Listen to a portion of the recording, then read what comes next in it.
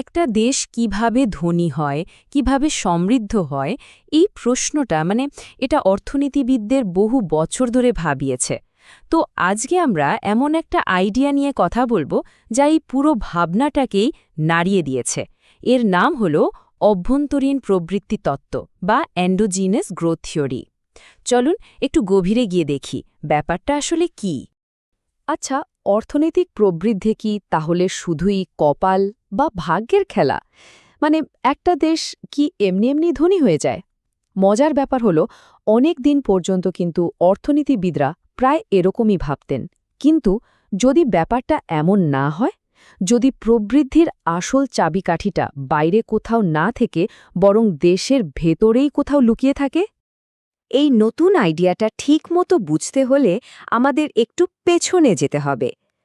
আগেরকার দিনে অর্থনীতিবিদরা প্রবৃদ্ধির এই ধাঁধাটাকে কিভাবে দেখতেন, চলুন সেটা এক ঝলক দেখে আসি।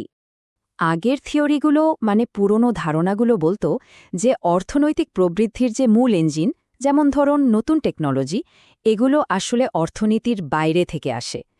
ব্যাপারটা অনেকটা এরকম যে এগুলো যেন আকাশ থেকে পড়া কোনো রহস্যময় শক্তি, দেশের এর ওপর কোনো হাতি নেই। এই ধারণাকেই বলা হতো এক্সোজিনাস গ্রোথ। কিন্তু ঠিক তখনই অর্থনীতিতে একটা বৈপ্লবিক মোড় এলো, একটা একদম নতুন ধারণা এসে এই পুরনো ধাঁধার জট খুলে দিল আর আমাদের দেখালো যে প্রবৃদ্ধি আসলে কোনো রহস্য-টহস্য নয়। আর এটাই হলো সেই নতুন ধারণার একেবারে মূল কথা। এই যে স্লাইডে দেখছেন, প্রবৃদ্ধি কোনো দৈব ঘটনা নয়, বরং এটি একটি দেশের ভেতরের সিদ্ধান্ত ও বিনিয়োগের ফলাফল। কি দারুণ একটা কথা, তাই না? প্রবৃদ্ধি কোনো আকাশ থেকে পড়া ব্যাপার না, এটা পুরোপুরি একটা দেশের ভেতরের পলিসি, তাদের সিদ্ধান্ত আর ইনভেস্টমেন্টের ফল।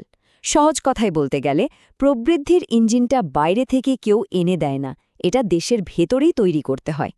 তাহলে এখন প্রশ্ন আসে, এই যে ভেতরের চালিকা শক্তির কথা বলছি, এগুলো আসলে কি?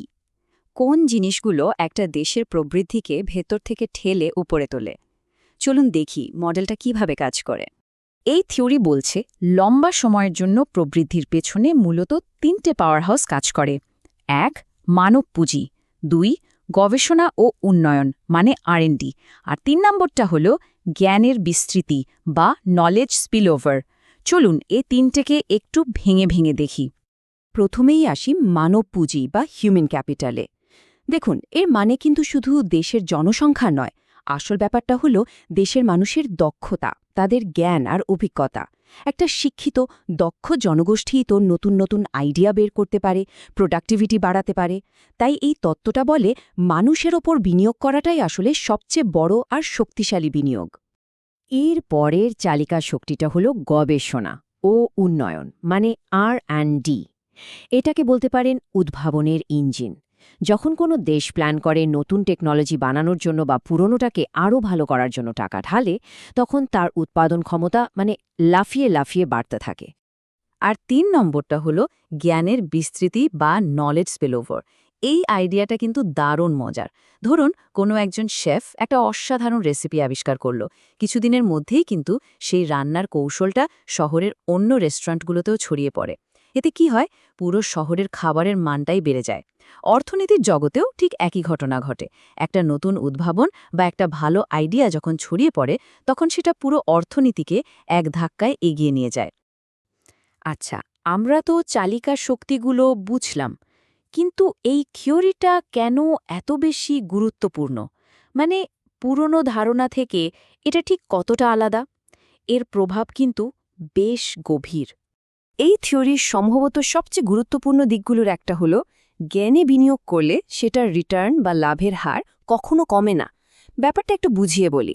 ধরুন, একটা কারখানায় আপনি একটার পর একটা নতুন মেশিন বসাচ্ছেন। একটা সময়ের পর কিন্তু লাভের হার কমতে শুরু করে, একেই বলে ডিমিনিশিং রিটার্নস। কিন্তু জ্ঞান বা টেকনোলজিতে যখন বিনিয়োগ করা হয়, তখন সেটা থেকে আরও নতুন জ্ঞান আর নতুন উদ্ভাবনের জন্ম হয়। এখানে রিটার্ন কমার বদলে বাড়তেই থাকে। আর এর ফলে প্রবৃদ্ধির সম্ভাবনাটা হয়ে যায়, বলা যায়, প্রায় অসীম। এই স্লাইডের টেবিলটা দেখুন, পার্থক্যটা কি দারুণভাবে দেখানো হয়েছে। একদিকে পুরনো বা সনাতন তত্ত্ব, যেখানে প্রবৃদ্ধির কারণ ছিল বাইরের কোনো শক্তি, আর অন্যদিকে অভ্যন্তরীণ তত্ত্ব, যেখানে মূল কারণ হল দেশের ভেতরের শিক্ষা আর গবেষণা। সনাতন তত্ত্বে সরকারের তেমন কিছু করার ছিল না, ভূমিকা খুব সীমিত। কিন্তু নতুন তত্ত্বে সরকার ঠিকঠাক পলিসি নিয়ে ঠিক জায়গায় বিনিয়োগ করে প্রবৃদ্ধিতে একটা বিশাল ভূমিকা রাখতে পারে। আর সবচেয়ে বড় পার্থক্যটা তো ফলাফলে। পুরনো তত্ত্বে প্রবৃদ্ধি একটা সময় পর থেমে যাওয়ার কথা, কিন্তু নতুন তত্ত্বে এর সম্ভাবনা প্রায় অফুরন্ত। তাহলে এই যে এতক্ষণ ধরে আমরা আলোচনা করলাম, এখান থেকে মূল টেকঅ্যাওয়েটা কি?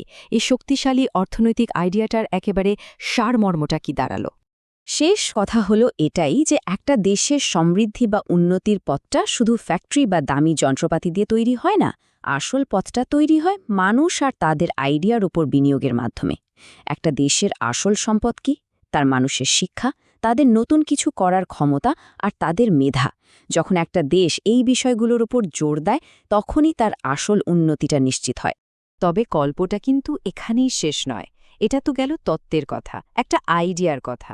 কিন্তু পল রোমার বা রবার্ট লুকাসের মতো অর্থনীতিবিদরা কিভাবে এই আইডিয়াকে একদম নক্কর মডেলের রূপ দিয়েছিলেন, কিভাবে তারা এটাকে বাস্তবে প্রমাণ করেছিলেন, তাদের কাজ কিভাবে আজকের দিনেও বিভিন্ন দেশের পলিসি তৈরিতে সাহায্য করছে, এটা কিন্তু আরও এক গভীর আলোচনার বিষয়, যা আমাদের ভাবাতে পারে।